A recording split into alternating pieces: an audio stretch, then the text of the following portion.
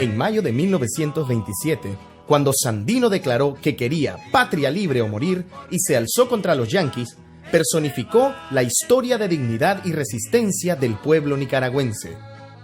De Diriangén y sus guerreros contra los conquistadores, de los patriotas nicaragüenses y centroamericanos contra las huestes del filibustero William Walker, del nacionalismo de la Revolución Liberal de 1893 y de Benjamín Celedón, enfrentando la intervención norteamericana en 1912. Haciéndole los honores a un valiente general. La guerra antiimperialista del general de hombres libres al mando del Ejército Defensor de la Soberanía Nacional de Nicaragua sintetizó la legitimidad de las ideas patrióticas, revolucionarias y anticolonialistas en nuestra América y sus posibilidades de victoria. Ese valiente Sandino. En enero de 1933 expulsó a los marines y al ser asesinado el 21 de febrero de 1934 se convirtió en el símbolo superior de nuestra nacionalidad, dignidad y amor por Nicaragua.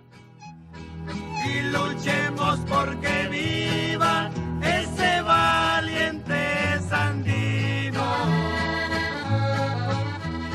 Los soldados de Sandino. Después del asesinato del héroe, Anastasio Somoza García, jefe de la naciente Guardia Nacional, se instaló en el poder mediante el golpe de Estado de 1936 y, sostenido por las armas, inició una de las dictaduras más prolongadas y sangrientas de América Latina.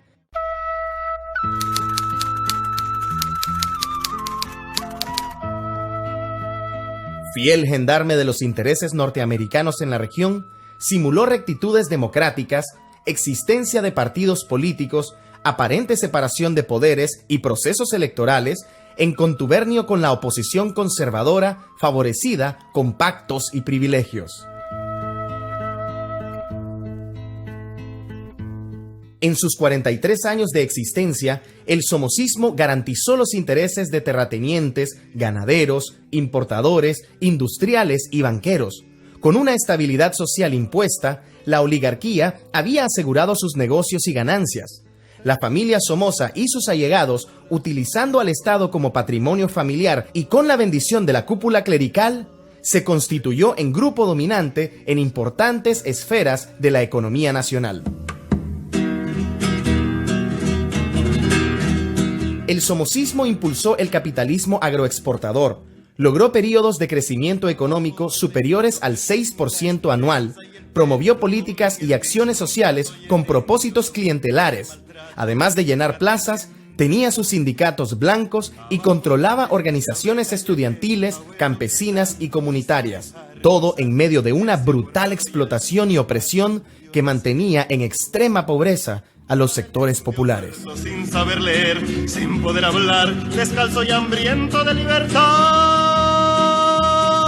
El poder dictatorial fue enfrentado inicialmente por sobrevivientes de la lucha de Sandino, como Ramón Raudales, y liberales y conservadores independientes como Adolfo Báez Bone, siendo reprimidas todas las tentativas con cárcel, exilio y asesinatos. La acción heroica de Rigoberto López Pérez, que en septiembre de 1956 acabó con el tirano, inició una nueva etapa en la lucha con intentos armados de la oposición. Olama y Mollejones en 1959, liderado por Pedro Joaquín Chamorro, o los cuartelazos del 11 de noviembre de 1960 en Jinotepe y Diriamba. Aquí Radio Rebelde a las puertas de Santiago de Cuba, el doctor Fidel Castro. Con el entusiasmo que en 1959 generó la Revolución Cubana, se realizaron numerosos experimentos armados, entre ellos la guerrilla de Chale Haslam, la columna 15 de septiembre dirigida por Julio Alonso Leclerc, la columna Sandino dirigida por el periodista Manuel Díaz y Sotelo, la guerrilla de Heriberto Reyes y el Frente Revolucionario Sandino.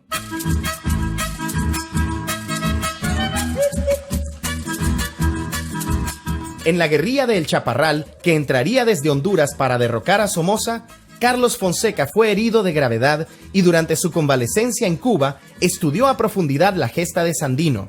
Comprendiendo que su referencia era de importancia estratégica para los patriotas nicaragüenses, al fundar en 1961 una nueva organización, insistió en llamarla Frente Sandinista de Liberación Nacional.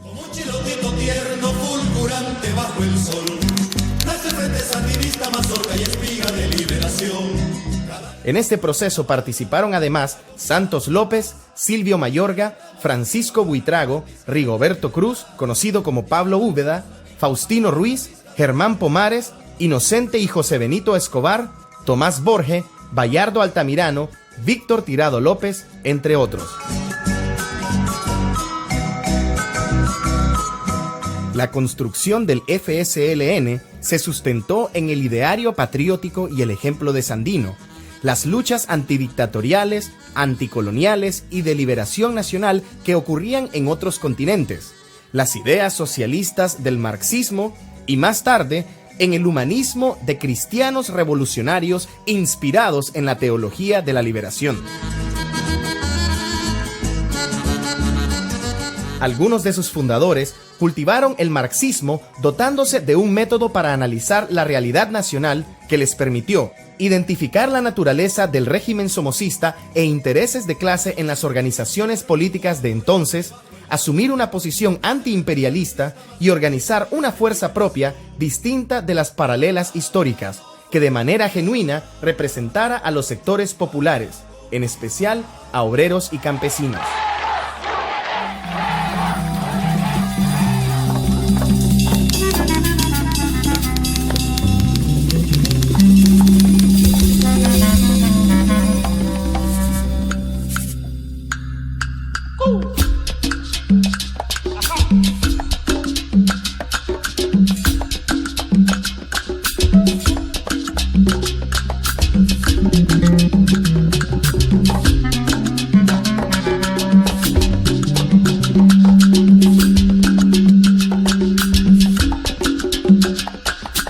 Es la primera macoya del frente,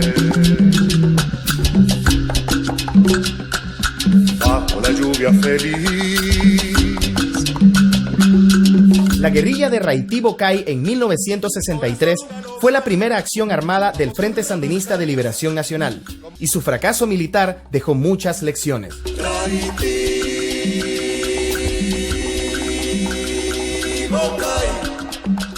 Entre 1963 y 1967, las maniobras de la dictadura generaron en la oposición expectativas de cambios por la vía electoral.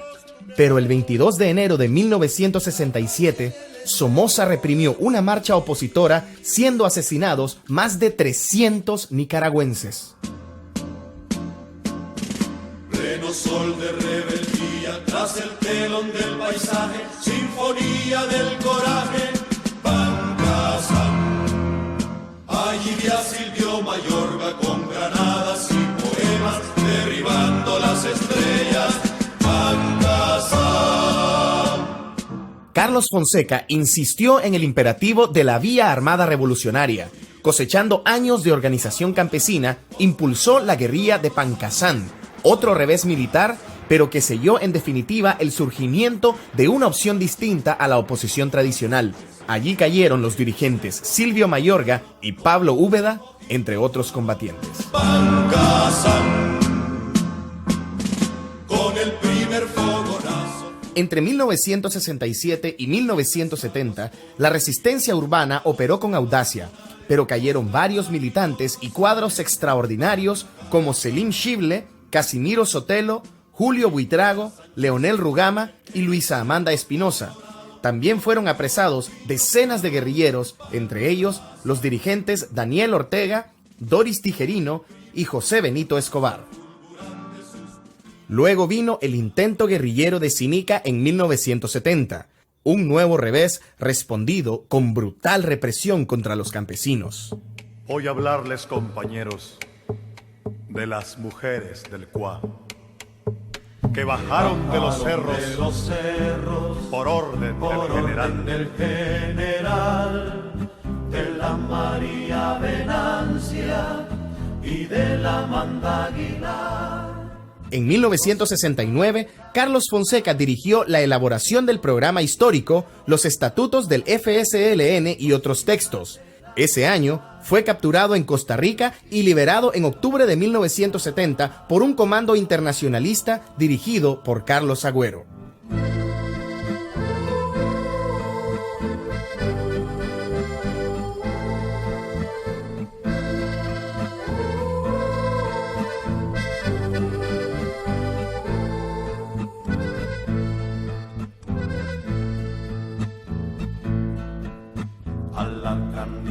Martínez, un guardia la combinó. La brutal represión de 1970 amenazó la existencia del FSLN, obligándolo a pasar al período de acumulación de fuerzas en silencio. Mientras Henry Ruiz y otros cuadros organizaban una nueva columna guerrillera en la montaña, en la ciudad se establecieron vínculos con organizaciones populares y el movimiento cristiano revolucionario y fueron creadas organizaciones intermedias. Decenas de muchachos y muchachas del Frente Estudiantil Revolucionario, Cristiano y Sindical trabajaron barrios, centros estudiantiles y fábricas y se fortalecían con hombres y mujeres las estructuras clandestinas.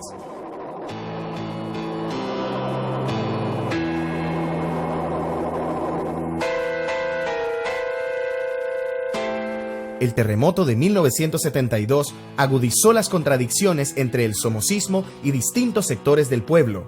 Con nuevas modalidades de lucha, como las tomas de iglesias, estudiantes, maestros, obreros de la construcción y trabajadores de la salud realizaron importantes jornadas reivindicativas.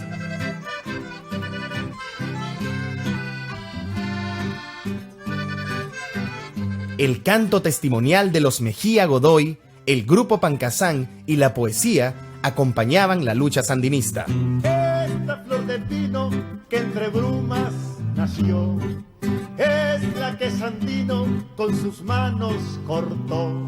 En este período cayeron los dirigentes históricos Óscar Turcios y Ricardo Morales Avilés. Hermano, dame tu mano y unidos marchemos ya. Esta fase concluyó el 27 de diciembre de 1974 con el exitoso operativo Diciembre Victorioso, con el que se liberó a los presos sandinistas y se entusiasmó a diversos sectores de la sociedad. Juntos unidos lucharemos y unidos lograremos llegar al final. Ya nadie detiene la avalancha. La dictadura respondió con 35 meses de estado de sitio, ley marcial y represión en todo el país. Fueron capturados, asesinados o desaparecidos centenares de campesinos e importantes combatientes, y una corte militar juzgó a 112 sandinistas. Esta es la guerra desatada, la guerra prolongada. En este complicado contexto se profundizaron las diferencias dentro del FSLN. A finales de 1975 ocurrieron las primeras rupturas y en 1976 eran públicas las tres tendencias: guerra popular prolongada, proletaria y tercerista. Desbordante de amor hacia los hombres, trinitaria roja, tu pecho desnudo. Carlos Fonseca entró al país a finales de 1975 y en busca de la unidad subió a la montaña en marzo de 1976, controvertible decisión que denotó falta de visión para preservar al más importante dirigente e incuestionable referente ideológico y ético que hasta entonces tenía la lucha. El 8 de noviembre de 1976 cayó en la montaña con el fusil en la mano. Comandante Carlos Fonseca, Tayacán vencedor de la muerte. En la ciudad cayeron el mismo día los dirigentes Eduardo Contreras y Roberto Güembes. Romeo de la patria rojinegra, Nicaragua entera te grita presente. Pese a la represión y la división, el trabajo organizativo se fue extendiendo en las ciudades y el campo. En colegios, universidades y barrios, los jóvenes desarrollaron jornadas contra la represión, exigiendo libertad y respeto de los derechos de los presos políticos. La tortura está abrazándote. valientes denuncias, como las de la campesina Amada Pineda, violada múltiples veces por una patrulla de la Guardia en 1974, mostraron dentro y fuera del país la naturaleza criminal de la dictadura. Sacerdotes y religiosas tomaron partido por el pueblo martirizado. En 1976, el padre Fernando Cardenal denunció ante el Congreso de Estados Unidos las matanzas de campesinos.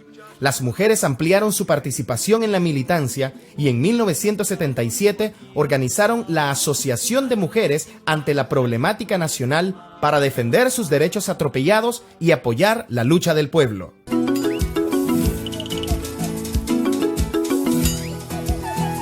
La solidaridad internacional se expresó de manera contundente.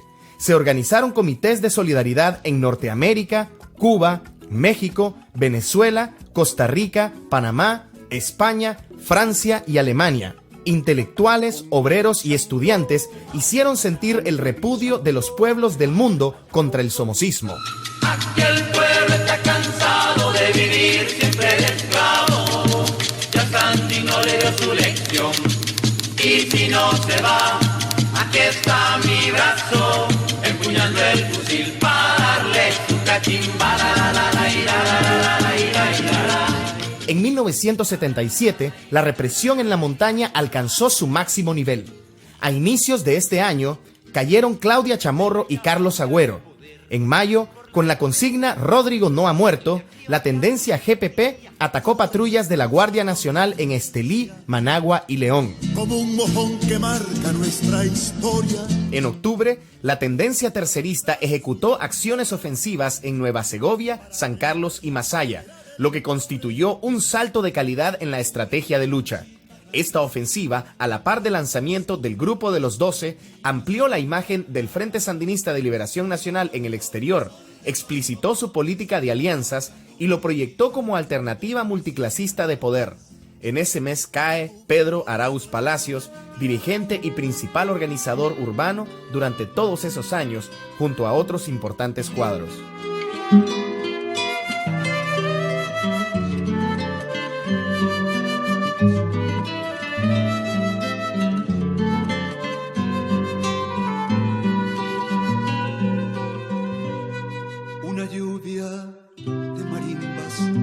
Atabales y ocarinas para pronunciar tu nombre, comandante Federico.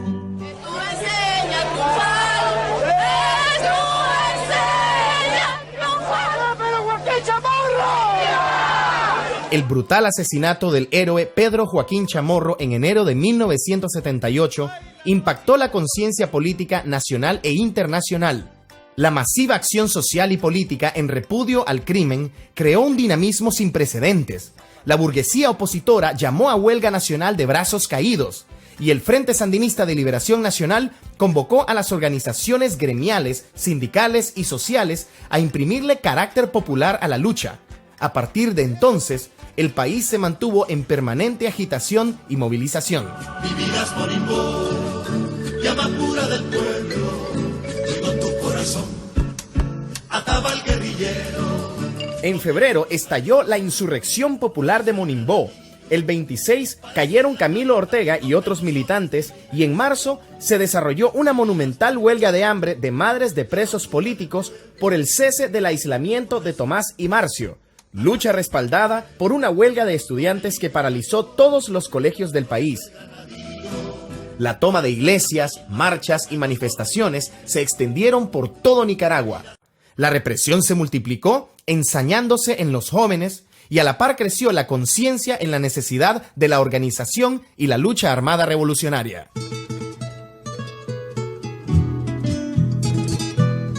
En julio, 23 organizaciones fundaron el Movimiento Pueblo Unido, vehículo de coordinación y comunicación entre las organizaciones populares en lucha. La oposición tradicional había creado el Frente Amplio Opositor, donde participaba el Grupo de los 12, y el FSLN impulsó, más tarde, el Frente Patriótico Nacional. Barranco, hermano de viento, de canto y de luz.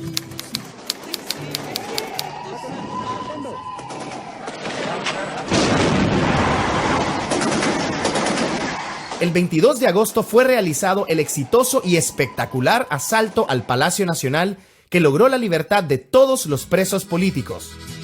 22 de agosto del 78, en este corrido se los cuento yo. Noticias llegadas desde Nicaragua cuentan que en Managua la cosa empezó. Al mismo tiempo, estudiantes entre 14 y 18 años insurreccionaron Matagalpa. Encendamos la noche, pongamos el llano en llamas, pongamos el llanto en llamas, pongamos la noche en llamas, y por nuevo tiene que amanecer. El 9 de septiembre, mientras escuadras sandinistas atacaban posiciones de la Guardia en diversas partes del país, pobladores de Estelí, Masaya, León, Chinandega y Diriamba levantaron barricadas y controlaron durante varios días parte de sus territorios. Esta ofensiva insurreccional dejó grandes enseñanzas y permitió la incorporación de miles de jóvenes a las unidades de combate, que preparados militarmente fortalecieron, luego, las columnas de la insurrección final. Fue masiva la incorporación de chavalos en estructuras territoriales flexibles, comités de acción popular, milicias y brigadas populares y organizaciones barriales del movimiento Pueblo Unido. Lo que nos da el coraje de combatir son los 44 años de robo y explotación de la dictadura somocista. Somoza evidenció su genocidio al bombardear ciudades y asesinar a centenares de personas con sus criminales Operación Limpieza.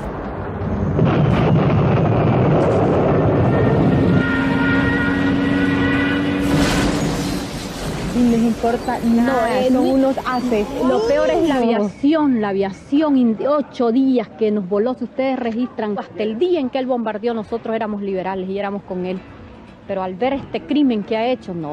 Traigo sembrado en la espalda y los pies el dolor de mi gente, de María y Vicente, de la vendetajadas, del que lustra en el parque, del que muere en la calle, del costal de miserias que ese tiempo heredé. Y aunque tanto se ha llorado y aunque tanto se ha pedido. El 8 de marzo de 1979 fue firmada la Unidad Sandinista. Se incrementaron las operaciones militares coordinadas, logrando éxitos sin precedentes. Fueron creados los Estados Mayores y una comisión política conjunta. Las organizaciones de las tendencias prepararon y organizaron al pueblo para la insurrección definitiva. Fueron formadas y entrenadas unidades militares, conseguidas armas y municiones, ejecutadas acciones de fogueo y combate, asaltos, ajusticiamiento de esbirros, hostigamientos a cuarteles y emboscadas al enemigo en movimiento. Las unidades populares acosaban sin descanso a patrullas de la Guardia con bombas de contacto y en algunos lugares se realizaron tomas de pueblos y ciudades como la segunda insurrección de Estelí en abril. Un chilincoco dulcito era el corazón del llanto. A finales de mayo, la columna dirigida por Germán Pomares atacó Jinotega y este cayó en combate. A la unidad y el amor, Germán Pomares llamando. La columna Jacinto Hernández, que entró de Costa Rica por el río San Juan, fue aniquilada por la Guardia en Nueva Guinea, constituyéndose en un gran revés para los insurgentes.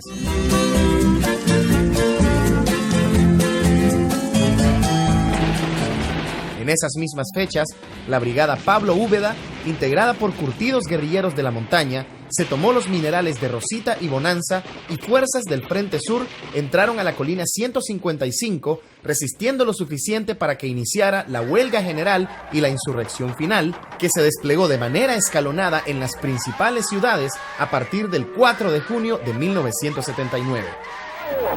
Nicaragüenses, Alejandra, nicaragüenses, a las armas, la insurrección de todo el pueblo triunfará, patria libre a morir. El Frente Sur, reforzado con armas de grueso calibre procedentes de Cuba, Venezuela y Panamá, y con el apoyo de Costa Rica, libró feroz combate de guerra de posiciones contra fuerzas élites de la Guardia Nacional. En el resto del país, los combates para liberar ciudades fueron cruentos, heroicos y desiguales. Los primeros días hubo reveses en Chinandega, Jinotepe, Masaya y Rivas.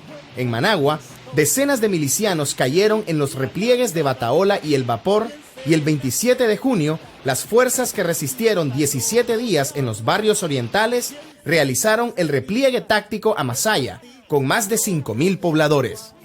No se me raje mi compa. Poco a poco los insurgentes fueron avanzando, obligando a la Guardia a replegarse a algunas posiciones. León y Diriamba, el 20 y 22 de junio, fueron las primeras ciudades liberadas.